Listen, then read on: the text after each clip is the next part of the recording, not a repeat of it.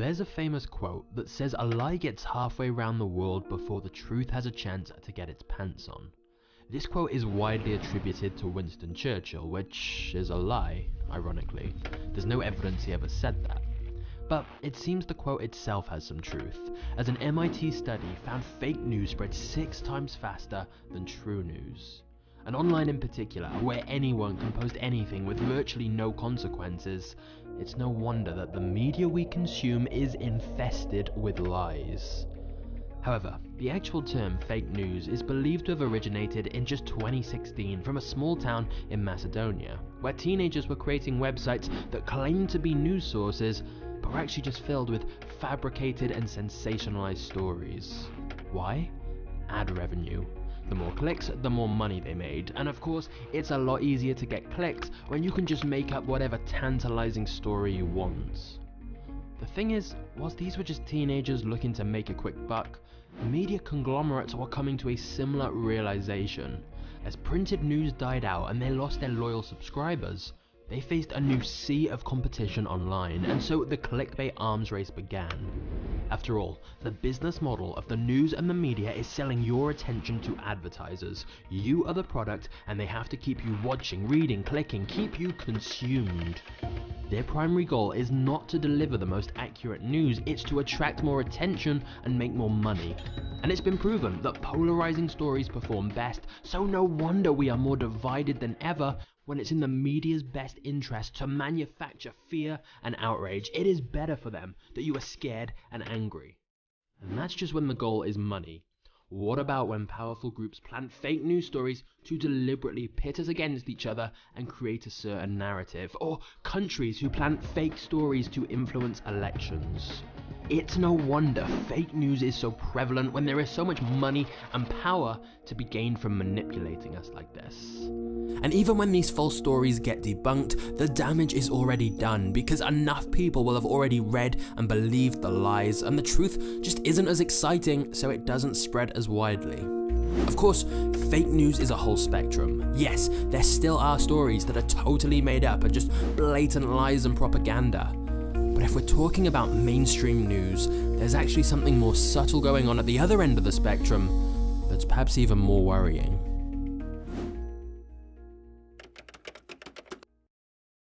Half-truths are statements that are partially true but not fully true, or not the whole story. For example, if someone's pulled over for drunk driving, they may tell the officer, "I only had 1 beer," which is true, but doesn't mention they also drank a bottle of wine. In the media, half-truths allow you to make something seem believable and avoid libel, but remove all the context and nuance so you can distort reality to suit the narrative you want. And so this is why 2 news stations can talk about the same issue but have such wildly different arguments. You're always just seeing a carefully constructed snapshot of what someone wants you to see, never the full picture with all the details. And at least with Fox and CNN, you know they have clear biases towards certain political parties and ideologies. The real problem is half-truths are inescapable everywhere. There is infinite information out there that can fit almost any narrative. And so when it's a human decision of which stories to report and which stats and details to include, there will always be bias. Even pictures and videos can be so easily edited or taken out of context to imply something totally different, that fits the narrative someone wants.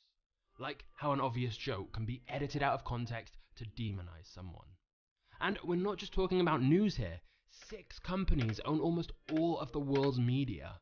Disney own all of this. News Corp own all of this, and Comcast own all of this. So you essentially have a very small and powerful group owning and controlling most of the media, and quite literally being able to pull the strings of what we hear and what we don't, putting whatever spin on information they want that fits their agenda. After all, controlling our media is the closest thing there is to controlling how we think, how we vote, how we act, how we feel. Just like Inception, they can plant an idea in your mind without you really being aware of it, and it can spread like a virus. A lie told 1,000 times becomes the truth. But it gets worse. If we're honest, we all know that there's malicious forces out there planting fake news stories, and we all know that the media only give us half-truths that suit their agenda. But we still like to pretend that we don't fall for that. We get our information from unbiased sources. But we don't. Because unbiased doesn't exist. Even if it's the most honest journalist trying to be fair and impartial, they've been indoctrinated just like the rest of us and have their own subconscious biases. Even if it's not intentional, their choice of wording and what to include is unavoidably going to have bias. Their worldview will always influence what they show you and how they say it. It's the same with sites that claim to deliver impartial, balanced news. It's still down to a small group of people who have their own biases who decide what to show, and subconsciously they will want to focus on the issues important to them, and they'll want to discredit the views and ideas they don't agree with, and pick stories that show them in a less favourable light. We're not just battling fake news, we're battling human psychology. It's like a game of Chinese whispers or telephone. By the time you hear any information, it's been passed through multiple other biased sources who've distorted it, whether intentionally or not. And so you start to realize, to a certain extent, all news is fake news, because 100% true and objective news is impossible. Whether it's fake news, half-truths, or simply just a subconscious bias, in one way or another, you're being lied to. And when you think about it, this isn't surprising. What is surprising is we don't really seem to care.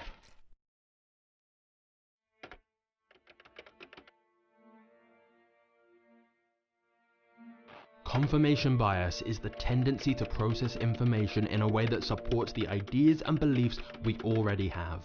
In other words, we want our worldview to make sense, and so we instinctively seek out and believe the information that aligns with our views, and disregard the rest. And this is just one of many cognitive biases we all have that makes us care less about the accuracy of information and care more about us being right. It's why two people will hear the same information and both will interpret it to fit their current beliefs.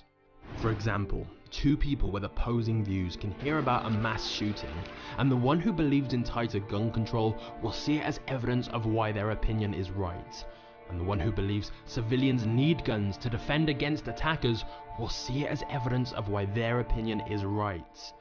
Or another example is how if you hear something bad about someone you don't like, you believe it immediately, whereas if it's something bad about someone you do like, you are much more skeptical of it.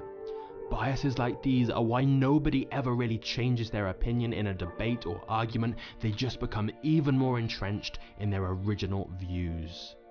Our minds simplify things to try and make sense of the world, and just like with the media, accuracy is not the priority.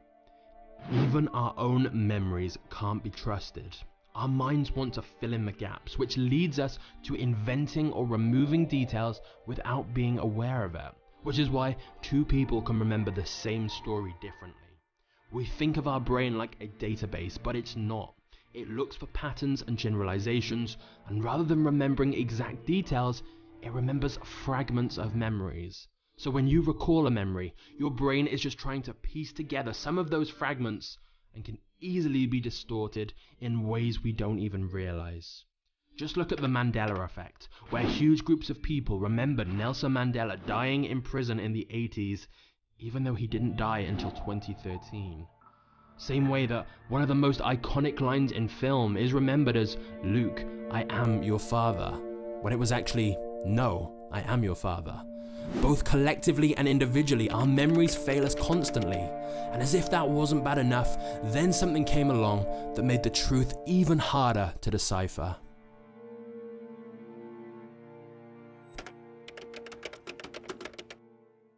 Just like the media conglomerates, social media platforms profit from sucking you in.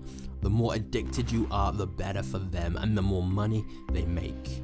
And we already know about how they exploit human vulnerabilities, as they call it, because they've publicly talked about how they created the endless scroll effect, the dopamine hits, and an algorithm designed to continually keep you on the platform. Just like with the media, these social platforms know that polarizing and controversial content performs best, the stuff that triggers an emotional reaction in people. Reliability is not a factor the algorithm cares about. And this helps fuel the huge divide between us all. Everyone's feed is different and tailored to them and their beliefs.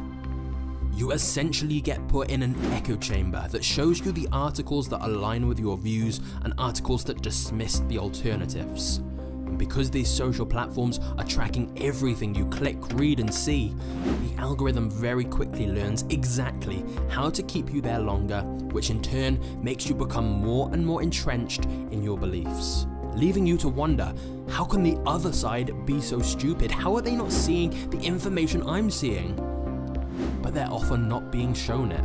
It's difficult to have empathy when you literally cannot see where the other side are coming from. We all think we're smarter than average, so most people are wrong. The reality is that it's easier to believe that we're on the smart side and that the others who disagree with us must be idiots, when often we're just consuming different media and none of us are seeing the full picture. In fact, some scholars have argued that because there's so many media sources to choose from, we now have selective exposure and can just follow the sources that align with the views we want to hear, which may be why the divide between the right and left grows wider and why there's a reported increase in extremist views. This is only compounded by the fact that social media is designed for sound bites, not details. We are living in an age where information is distilled into 280 characters or less, and where most people just read the exaggerated headlines anyway. And whilst it's easy to blame the media, blame the platforms, at some point we have to blame ourselves too. The reason fake news spreads so fast on social media is because we share it without questioning how valid or true it really is. If it aligns with our views, we rarely question the bias or lack of context it may have. After all, the world is incredibly complicated and almost every issue is nuanced and intricate. So we simplify things to such basic, two-dimensional versions. We pretend things are more black and white than they ever are. We look to tear down or ignore people with opposing views, not to try and understand where they're coming from. And then we contribute to the fakeness further by presenting our own lives to look the way we want them to look, rather than reality. We fill our social media with filtered photos and fake friends until the sites that promise to connect the world have left us more disconnected than ever. It's hardly surprising certain influencers exploit this concept for profit by showing you a glimpse of their seemingly perfect life so that you buy the products they allegedly recommend. It's only when you start to look deeper does the illusion start to crumble. In fact, when you start to question what's actually real, everything starts to unravel.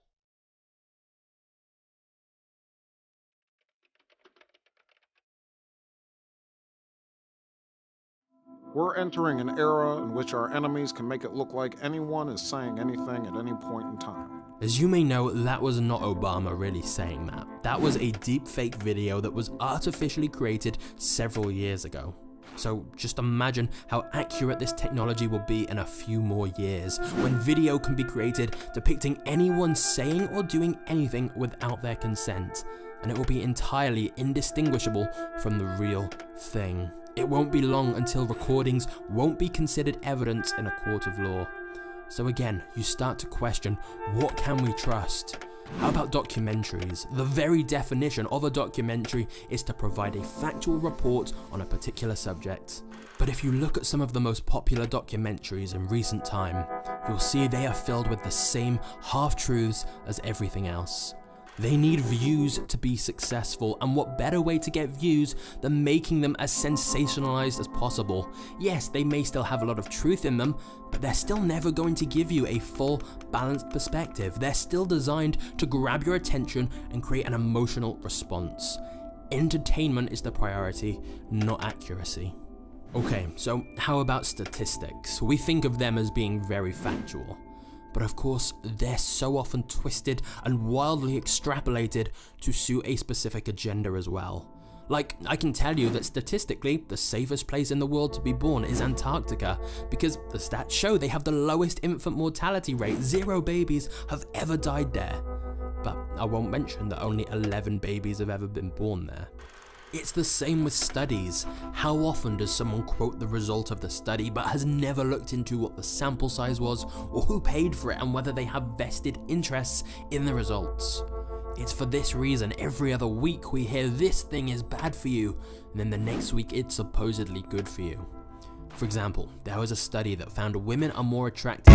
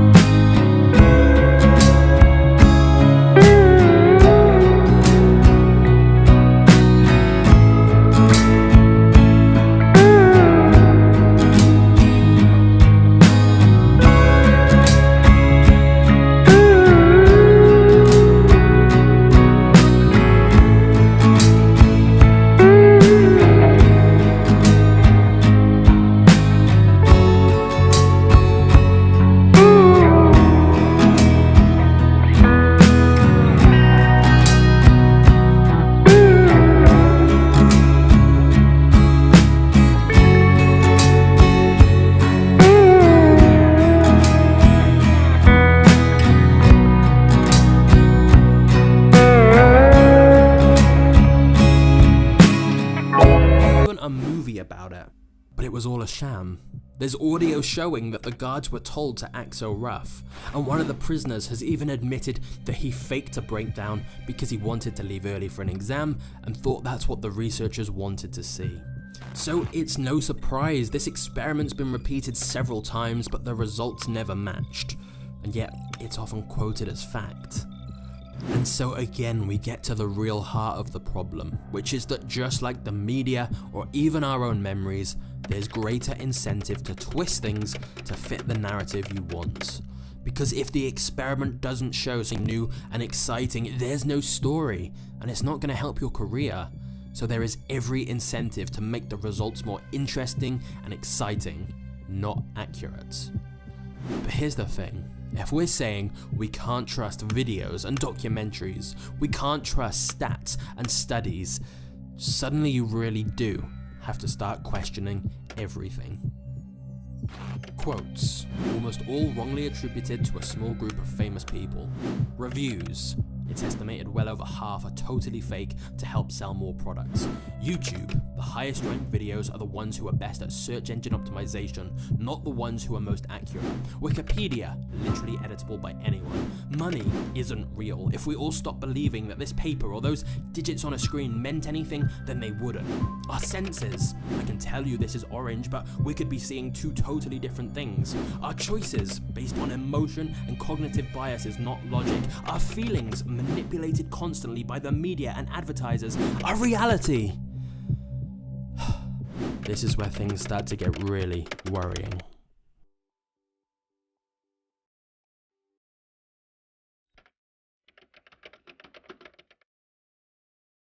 So here we are, divided, confused, and unsure who or what to believe.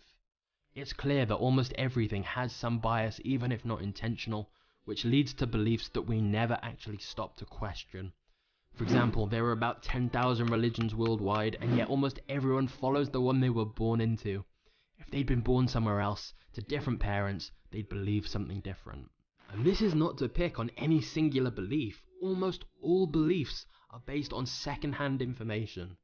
There's a quote that if it weren't for movies, the average person would probably have no idea what an elevator shaft looks like. We say we know what they look like, but actually we've just seen movies that tell us what they look like. The reality is that even things that we think of as being incredibly obvious and unquestionable, like terrorists are evil, it's always more nuanced. To them, we're the evil ones. It's all just down to the very different experiences and beliefs that have been instilled in us. We're all just focused on our own half-truths. Because even with hard science, we're still just trusting that the scientists have got it right. How many of us have actually read all the papers on an issue and checked for themselves? And I'm not saying we should doubt science, but we do know that science often proves itself wrong, and anything can change when new evidence comes to light. So, if it's been wrong before, how do we know it's not wrong right now? How do we know that what we've been told about our world won't get disproved in the future? Let's look at Elon Musk, regarded by many as one of the smartest people alive, creating electric cars, chips for the brain, and reusable rockets. He says there's about a 1 in a billion chance we're even in base reality. In other words, he proposes that right now, the chances we are just in some kind of simulation is almost certain. His argument is that if you think of the progress that has been made in video game technology in just the last 50 years, even if that improvement rate slows down, it seems inevitable we will get to a point where games are indistinguishable from reality. We're not far off with virtual reality at the moment, let alone in another 50 years. So, if we can create a world that's indistinguishable from reality, it seems highly likely we are already in some kind of game or simulation or Matrix-type world. I mean, if you magnify anything enough, it does become pixelated. And yes, it may sound far-fetched, but how can you prove otherwise? And is it really that much harder than believing we're in an infinitely large universe spinning on a giant space rock with around 8.7 million other species, all created by a Big Bang or a god or whatever you want to believe in based on the beliefs you were indoctrinated with when you grew up? And suddenly you start to think about a dream you had that just felt so real. And then you woke up, and you start to question, could you be in some kind of extended dream right now? Your senses have deceived you before, why is this time any different? Solipsism is the belief that there is nothing outside of one's own mind. If you are a brain in a vat, you have no way of knowing you're just a brain in a vat. You can never rule out the possibility that the entire world you experience, including all other people, isn't real. It's a figment of your imagination, all in your mind.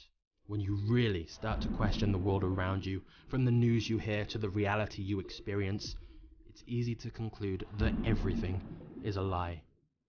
And I'd like to end this video with solutions. I'd like to tell you that you can still hold a strong position on something. You just need to be able to argue the other side of the argument first. That you should seek out the smartest people on the other side of the debate to get their opinion before jumping to conclusions. I'd like to tell you that you can still get a good idea of the truth. You just have to dig a little deeper to get a balanced perspective and not rely on a small pool of media sources. We are affiliated with a 501c3 called We Are the 51%. This is based off of all the good people in the world giving extra effort to have a better way of life. You can donate, sponsor, or even make a tax-deductible payment to help these children to get food so no child goes to sleep hungry. How you can help is to go to our website, matt55.com. You go to the bottom right-hand corner of the video, then click the button that says Retail Customers. You can choose either option, the $5 or the $40 donation options. Either click the Add button below the dollar amount of which one that you choose. Then the next page, choose the quantity of the donation amount. For example, if you'd like to donate $1,000, then you can change the quantity amount to $200. Then click the Checkout button in the bottom right-hand corner, and then on the next page, enter your credit card information, name and address. We will send you out a receipt for the amount, so you can write this off as a donation on your taxes or also on your business taxes. Remember, our main goal is $1 million to help sponsor 20,000 children. 1 billion people in the world will lose their life due to starvation due to the famine that has already begun by 2025. In case I don't see ya, good afternoon, good evening, and good night. Yeah.